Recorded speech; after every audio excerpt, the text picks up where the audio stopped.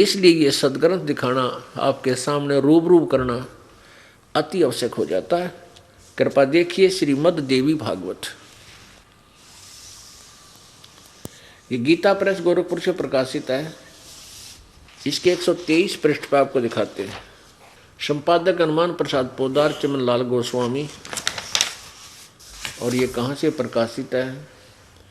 प्रकाशक एवं मुद्रक हैं गीता प्रेस गोरखपुर, गोविंद भवन कार्यालय, कोलकाता का संस्थान। और इसके 123 पृष्ठ पे आप देखिए,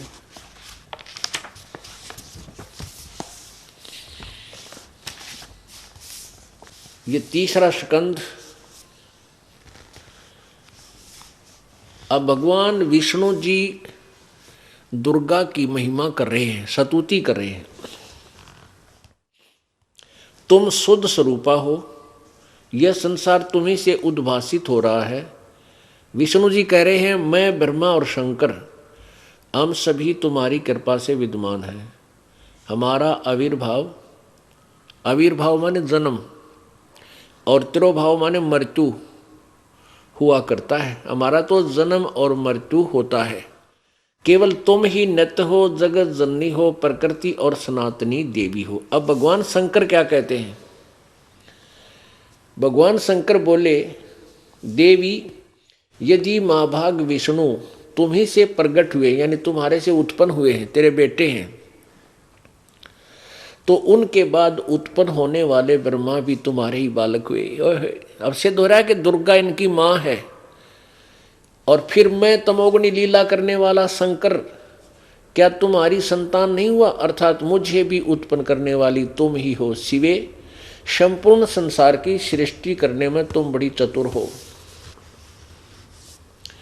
इस संसार की सृष्टि, स्थिति और संहार में तुम्हारे गुण सदा समर्थ हैं। उन्हीं तीनों गुणों से उत्पन्न हम, यानी ब्रह्मा विष्णु एवं शंकर नियमानुसार कार्य में तत्पर रहते। इससे तीन कंसेप्ट क्लियर हुए, तीन बातें स्पष्ट होगी। नंबर 1, ब्रह्मा विष्णु महेश नासवान है, इनकी जन्म मृत्यु होती है। नंबर 2, दुर्गा इनकी माता है, इससे इनका जन्म हुआ है। और तीसरी ये हुई कि रजगुण ब्रह्मा है, सतगुण विष्णु, तमगुण शिव जी। ये कहते हैं उन्हीं तीनों गुणों से उत्पन्न हम, ब्रह्मा विष्णु महेश, रजगुण ब्रह्मा, सतगुण विष्णु, तमगुण शिव जी। ये लोकवेद सुन रखा था हमने, और ये है शास्त्र अनुसार ज्ञान के ब्रह्मा विष्णु महेश अजर अमर नहीं है, इनकी भी जन्म मृत्यु होती है। ये समर्थ शक्ति नहीं है, दुर्गा इनकी माता है। और ज्योति निरंजन काल, ये सदाशिव इनका पिता है।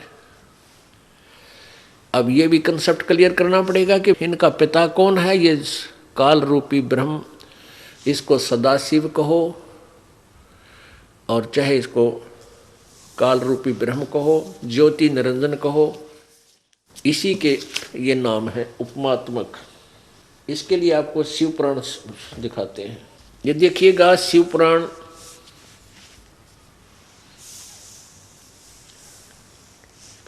गीता प्रेस गोरखपुर से प्रकाशित शिव पुराण, संपादक है हनुमान प्रसाद पोदार, प्रकाशक है गीता प्रेस गोरखपुर, प्रकाशक एवं मुद्रक गीता प्रेस गोरखपुर, गोविंद भवन कार्यालय, कोलकाता का संस्थान। अब इसके 98वें पृष्ठ पर आपको दिखाते हैं। 98 से प्रारंभ होता है। यह है रुद्र संहिता और संक्षिप्त शिव पुराण, पृष्ठ 98। अब देखिएगा इसके नीचे अध्याय नंबर 5 यहाँ समाप्त होता है रुद्र संहिता का। अपने पुत्र नारद की यह बात सुनकर लोक पितामह ब्रह्मा वहाँ इस प्रकार बोले। अब रुद्र संहिता के 6ठे अध्याय में ये देखिएगा 99वें पृष्ठ पे ब्रह्मा जी ने कहा ब्रह्मन नारद से, देव श्रोमणे, तुम सदा समस्त जगत के उपकार में ही लगे रहते हो। तुमने लोगों की के हित की कामना से बहुत उत्तम बात पूछी है। जिसमें समस्त चराचर जगत नष्ट हो गया था, सर्वत्र केवल अंधकार ही अंधकार था, न सूर्य दिखाई देते थे, न चंद्रमा, अन्य अन्य ग्रहों और नक्षत्रों का भी पता नहीं था, न दिन होता था न रात, अग्नि पृथ्वी वायु और जल की भी सत्ता नहीं थी। उस समय तत्सद ब्रह्म, इस श्रुति में जो सत्य सुना जाता है एकमात्र वही शेष था। अब प्रश्न नंबर 100 पे, क्योंकि हमने अपने काम की बातें पढ़नी है, जो हमें आसानी से समझ में आ जाए उनको लेना है, जो हमारा कंसेप्ट क्लियर हो जाए, हमारा काम सर जावे। ये देखिए, जिस परब्रह्म के विषय में ज्ञान और अज्ञान से आपस विकार कर रहे हैं, कुछ ज्ञान से कुछ अज्ञान से, यानी अटकल लाकर जो ज्ञान दिया जो सुना जाता है, उक्तियों द्वारा इस प्रकार ऊपर बताए अनुसार विकल्प किए जाते हैं। उसने कुछ काल के बाद द्वितीय की इच्छा प्रकट की, उसके भीतर एक से अनेक होने का संकल्प उदित हुआ। तब उस निराकार परमात्मा ने अपनी लीला शक्ति से अपने लिए मूर्ति यानी आकार की कल्पना की। मूर्ति माने आकार। जो मूर्ति रहित परब्रह्म है उसकी मूर्ति, यानी मूर्ति रहित माने निराकार, और कहते फिर वो साकार बन गया। वो क्या बना? उसकी साकार मूर्ति भगवान सदाशिव है। ये काल के विषय में जानकारी चल रही है, ब्रह्म के विषय में, ये ध्यान रखना। उसी को सदाशिव, अर्वाचीन और प्राचीन विद्वान उन्हीं को ईश्वर कहते हैं। उस समय एकाकी रहकर स्वेच्छा अनुसार विहार करने वाले उन सदाशिव ने अपने विग्रह से स्वयं ही एक स्वरूप भूता शक्ति की सृष्टि की, जो उनके अपने श्रीअंग से कभी अलग होने वाली नहीं थी। ये दुर्गा काल के शरीर से निकली, इसका वर्णन है।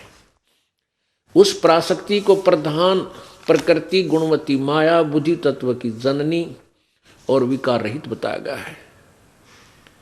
वह शक्ति अंबिका कही गई है। उसी को प्रकृति शब्द याद रखना, यह गीता जी में काम आओगा आपका। जब गीता जी के अंदर आप जी को ब्रह्मा विष्णु महेश की उत्पत्ति दुर्गा और काल से स्पष्ट की जाएगी, सिद्ध की जाएगी। उसमें प्रकृति शब्द, प्रकृति का अर्थ दुर्गा है, यानी इस शेरा वाली माता को प्रकृति भी कहते हैं। ये देखिए, वह शक्ति अंबिका कही गई है। उसी को प्रकृति सर्वेश्वरी और त्रिदेव जननी, ओह, ब्रह्मा विष्णु महेश की माता त्रिदेव जननी, तीनों देवताओं को उत्पन्न करने वाली, तीनों देवताओं की माँ, ब्रह्मा विष्णु महेश की माता, नित्या और मूल कारण भी कहते हैं। सदाशिव द्वारा प्रकट की गई उस शक्ति के 8 भुजाएं हैं। ये स्पष्ट हो गया। इस अष्टंगी को, दुर्गा को ही प्रकृति कहते हैं। ये ब्रह्मा विष्णु महेश की माता है। आगे देखो, नाना प्रकार के आभूषण इसके श्री अंग की शोभा बढ़ाते हैं।